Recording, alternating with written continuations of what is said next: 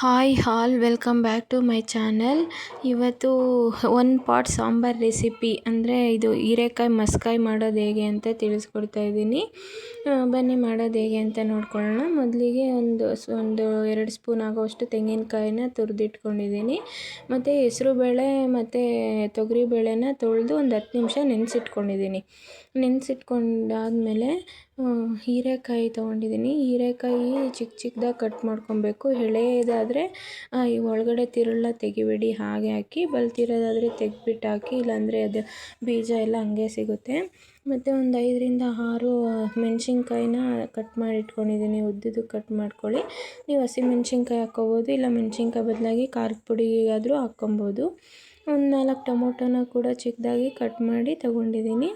ಒಂದು ಕುಕ್ಕರ್ ತೊಗೊಂಡು ಅದಕ್ಕೆ ನೆನೆಸಿಟ್ಕೊಂಡಿರೋಂಥ ಬೇಳೆಗಳ್ನ ನೀರು ಸಹ ಹಾಕಿ ಕಟ್ ಮಾಡ್ಕೊಂಡಿದ್ವಿ ನೋಡಿ ಆಗಲೇ ಟೊಮೊಟೊ ಮತ್ತು ಮೆಣಸಿನ್ಕಾಯಿ, ಹೀರೆಕಾಯಿ ಮತ್ತು ತುರಿದಿರೋ ಅಂಥ ತೆಂಗಿನಕಾಯಿ ಹಾಕಿಬಿಟ್ಟು ಒಂದು ಈರುಳ್ಳಿನ ಒಂದು ದೊಡ್ಡದ ಈರುಳ್ಳಿ ತೊಗೊಂಡು ಅದನ್ನು ಕೂಡ ಚಿಕ್ಕದಾಗಿ ಕಟ್ ಮಾಡಿಕೊಂಡು ಈರುಳ್ಳಿ ಕೂಡ ಹಾಕ್ಕೊಂಡು ಒಂದು 6ರಿಂದ 7 ಬೆಳ್ಳುಳ್ಳಿ ಹೆಸಳು ಕೂಡ ಹಾಕ್ಕೊಂಡು, ಅದಾದ ನಂತರ ಒಂದು ಸ್ಪೂನ್ ಆಗೋವಷ್ಟು ಜೀರಿಗೆ ಮತ್ತು ಒಂದು ಸ್ವಲ್ಪ ಅರಿಶಿನ ಹಾಕ್ಕೊಂಡು, ಅದಾದ ನಂತರ ರುಚಿಗೆ ತಕ್ಕಷ್ಟು ಉಪ್ಪು ಹಾಕಿದ ಮೇಲೆ ಸ್ವಲ್ಪ ಕೊತ್ತಂಬರಿ ಸೊಪ್ಪು ನೀಟಾಗಿ ಸ್ವಲ್ಪ ಸಣ್ಣದಾಗಿ ಕಟ್ ಮಾಡಿಬಿಟ್ಟು ಹಾಕ್ಕೊಂಡು ಲಿಡ್ನ ಕ್ಲೋಸ್ ಮಾಡಿ ಒಂದು 4ರಿಂದ 5 ವಿಷಿಲ್ ಕೂಗಿಸ್ಕೊಬೇಕು. ಈಗ ವಿಷಿಲೆಲ್ಲ ಆಗಿ ಕುಕ್ಕರು ಕೂಲಾಗಿದೆ. ಈಗ ಓಪನ್ ಮಾಡ್ತೀನಿ. ಇದು ನುಣ್ಣಗೆ ಬೆಂದಿದ್ರೆ ತುಂಬಾ ರುಚಿಯಾಗಿರುತ್ತೆ ಮತ್ತು ಮಸಿಯೋದಕ್ಕೂ ಕೂಡ ಸುಲಭವಾಗಿ ಬರುತ್ತೆ. ಇದು ತೆಗೆದಿಟ್ಕೊಂಡು ಕಟ್ಟಿರುತ್ತಲ್ವ ಅದೆಲ್ಲ ತೆಗೆದಿಟ್ಕೊಬೇಕು. ಒಂದು ಪಾತ್ರೆಗೆ ತೆಗೆದಿಟ್ಕೊತೀನಿ.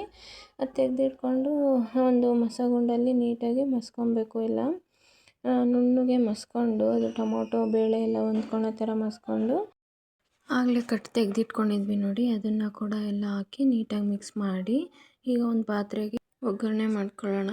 ಈಗ ಒಂದು ಪಾತ್ರೆಗೆ ಸ್ವಲ್ಪ ಎಣ್ಣೆ ಹಾಕಿ ಅದಕ್ಕಾದಾದ ನಂತರ ಸಾಸಿವೆ ಜೀರಿಗೆ ಹಾಕಿ, ಜೀರಿಗೆ ಚಿಟಪಟ ಅಂತ ಅಂದಮೇಲೆ ಸ್ವಲ್ಪ ಈರುಳ್ಳಿ, ಕರ್ಬೇವಿನ ಸೊಪ್ಪು ಮತ್ತು ಒಣಗಿದ ಮೆಣಸಿನ್ಕಾಯಿ ಹಾಕಿ ಸ್ವಲ್ಪ ಹಿಂಗೆ ಹಾಕ್ಬಿಟ್ಟು ಚೆನ್ನಾಗಿ ಹುರ್ಕೊಳ್ಳೋಣ. ಸ್ವಲ್ಪ ಕೆಂಪಗಾಗೋ ತನಕ ಹುರ್ಕೊಂಡು, ಅದಾದ ನಂತರ ಸಾಂಬಾರೆಲ್ಲ ಮಸ್ತಿಟ್ಕೊಂಡಿದ್ವಲ್ಲ ಅದಕ್ಕೆ ಮಿಕ್ಸ್ ಮಾಡಿ ಒಗ್ಗರಣೆನ ಮಿಕ್ಸ್ ಮಾಡಿದ್ರೆ ಸಾಂಬಾರು ರೆಡಿನೇ ಆಗೋಗುತ್ತೆ.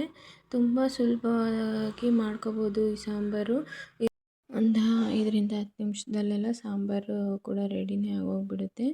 ಆದಷ್ಟು ಸಾಂಬಾರಿಗೆ ಜೀರಿಗೆನ ಬಳಸೋದ್ರಿಂದ ಡೈಜೆಷನ್ಗೆ ತುಂಬಾ ಒಳ್ಳೆಯದು. ನಾನು ಆಲ್ಮೋಸ್ಟ್ ಎಲ್ಲ ಸಾಂಬಾರಿಗೂ ನಾನು ಜೀರಿಗೆನ ಬಳಸ್ತೀನಿ.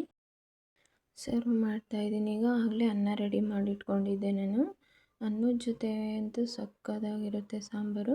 ಮುದ್ದೆ ಜೊತೆ ಕೂಡ ತುಂಬಾ ಚೆನ್ನಾಗಿರುತ್ತೆ. ತುಪ್ಪ ಹಾಕ್ಕೊಂಡು ತಿಂದರೆ ಅನ್ನದ ಜೊತೆ ಮಾತ್ರ ಸೂಪರ್ ಕಾಂಬಿನೇಷನು. ಸೌತೆಕಾಯಿ ಈರುಳ್ಳಿ ಜೊತೆ ಮತ್ತು ಒಂದು ಮೊಟ್ಟೆ ಇದ್ದರೆ ಅಂತೂ ಸೂಪರಾಗಿರುತ್ತೆ ಇದ್ರ ಜೊತೆ. ನೋಡಿ, ಈ ಸಾಂಬಾರು ರೆಸಿಪಿ ನಿಮಗೆ ಇಷ್ಟ ಆದರೆ ಲೈಕ್ ಮಾಡಿ, ಶೇರ್ ಮಾಡಿ, ಕಮೆಂಟ್ ಕೂಡ ಮಾಡಿ. ಆದಷ್ಟು ಶೇರ್ ಮಾಡಿ. Thank you.